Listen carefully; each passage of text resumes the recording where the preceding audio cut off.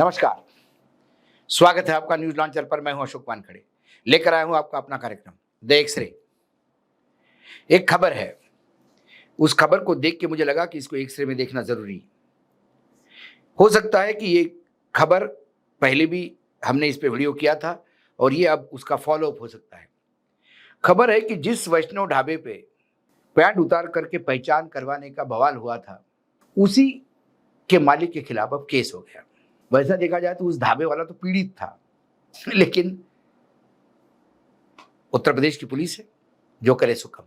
जब इस खबर को मैंने देखा तो क्या पाया, मुजफ्फरनगर पुलिस ने पंडित जी वैष्णव ढाबे के संचालक सनव्वर, उसका बेटा आदिल और जुबैर और 2 अन्य लोगों के खिलाफ केस दर्ज कर दिया है।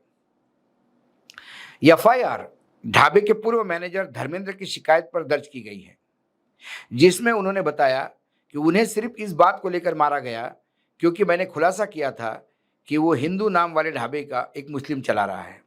मुजफ्फर में ढाबे पर पहचान जानने की जांच करवाने वाला मामला सियासी रंग लेने के साथ ही बढ़ता जा रहा है।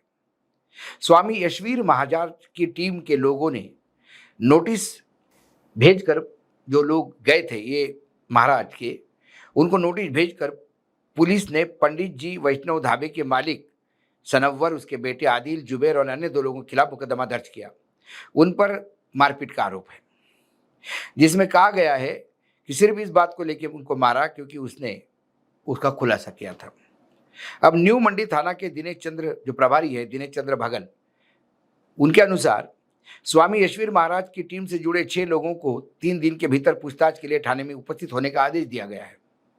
ये लोग जिला प्रशासन की अनुमति के बिना कावड़ यात्रा मार्ग पर ढाबों की मालिक की पहचान के संबंधित दस्तावेज की जांच कर रहे थे। उन्होंने कहा, वीडियो में देखने वाले अन्य लोगों को भी नोटिस भेजे जा सकते हैं। हम इस मामले को गंभीरता से ले रहे हैं और सभी कानूनी पहलुओं की जांच की जा रही है।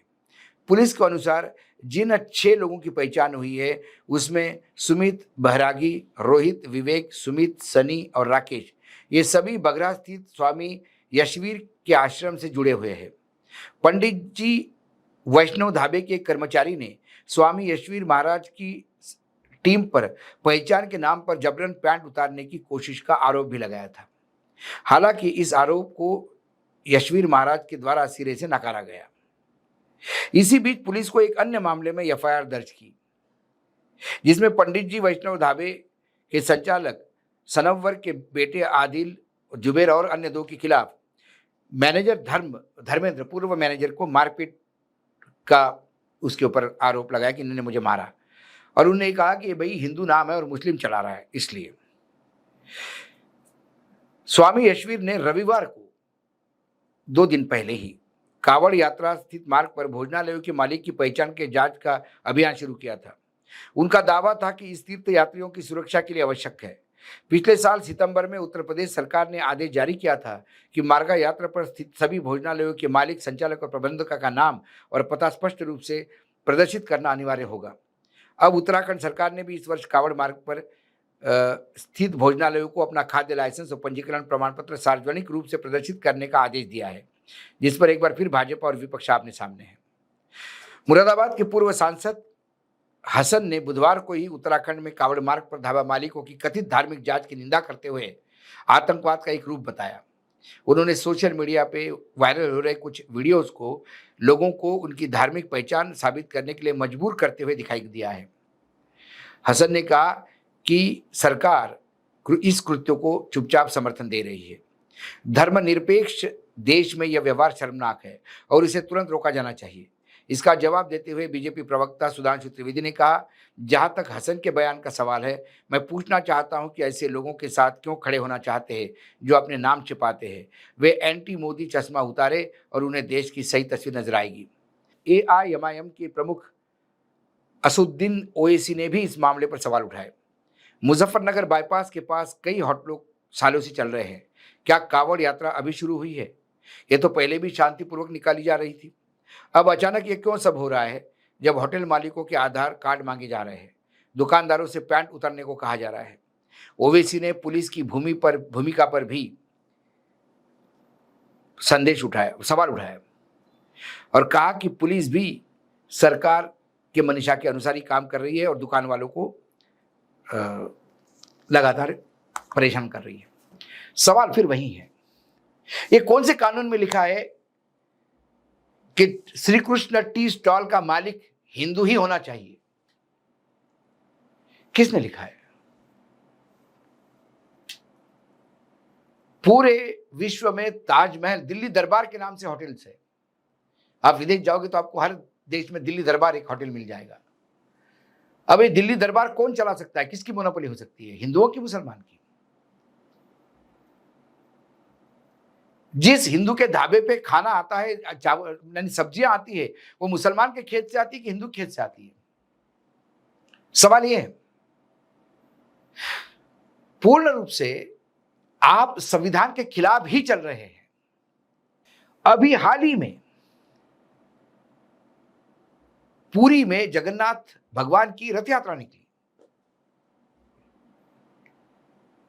उस रथ यात्रा की खासियत है कि जब रथ यात्रा चलती है तो एक मजार पे रुकती है। कथाएं हैं प्रचलित।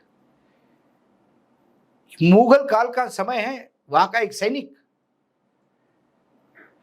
जो भगवान जगन्नाथ का भयानक बड़ा भक्त था,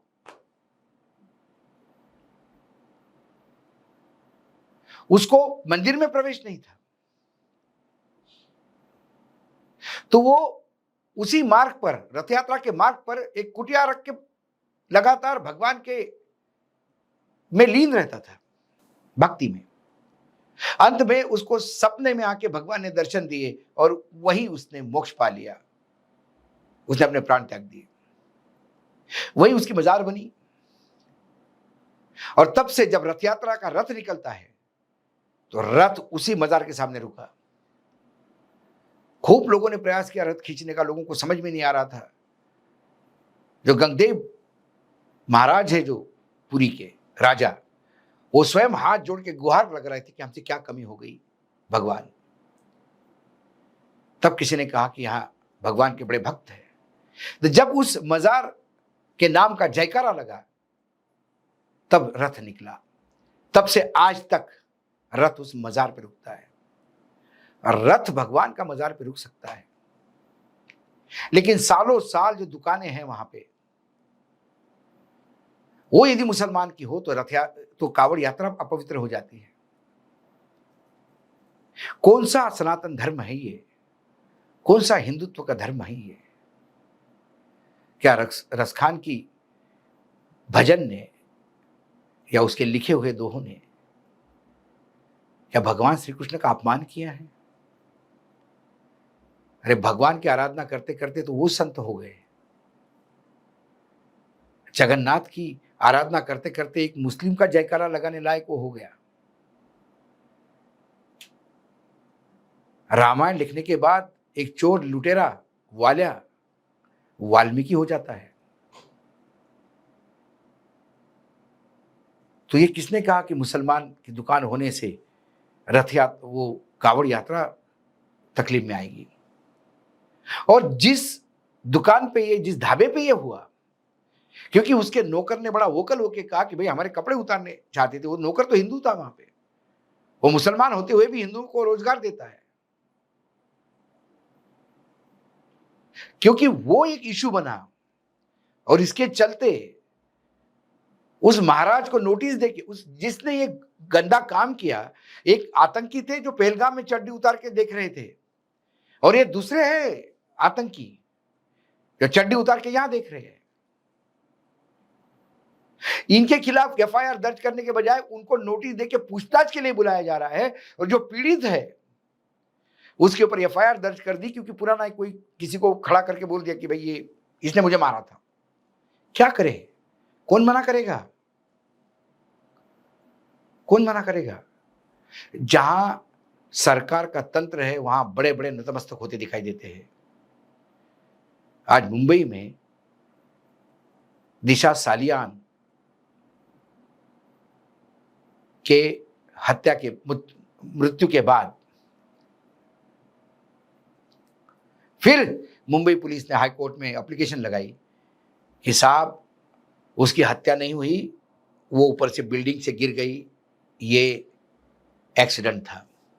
कोई प्रूफ नहीं कि उसकी हत्या की गई, उसके साथ व्यभिचार किया गया, कोई प्रूफ नहीं है। उसके पिता सतीश सालियान, जिन्होंने पहले एप्लीकेशन लग के ये कहा था कि भाई मेरी लड़की ऊपर से गिरी है, मुझे पता है, उसके साथ व्यभिचार हुआ, ये कह के उसको मरने के बाद बदनाम मत करो। वही पिता सरकार बदलते से ही जाके 10 नाम लिखवा के आया कि इन लोगों ने मेरी बेटी के साथ अत्याचार किया। फिर आज मुंबई पुलिस ने, सरकार सत्ता का कैसा दुरुपयोग करती है और जनता कैसे नतमस्तक होती है, इसका बेहतरीन उदाहरण है। आज एक्सरे में इतना ही, कल फिर आता हूं किसी विषय के साथ। तब तक के लिए नमस्कार, देखते रहिएगा न्यूज लॉन्चर।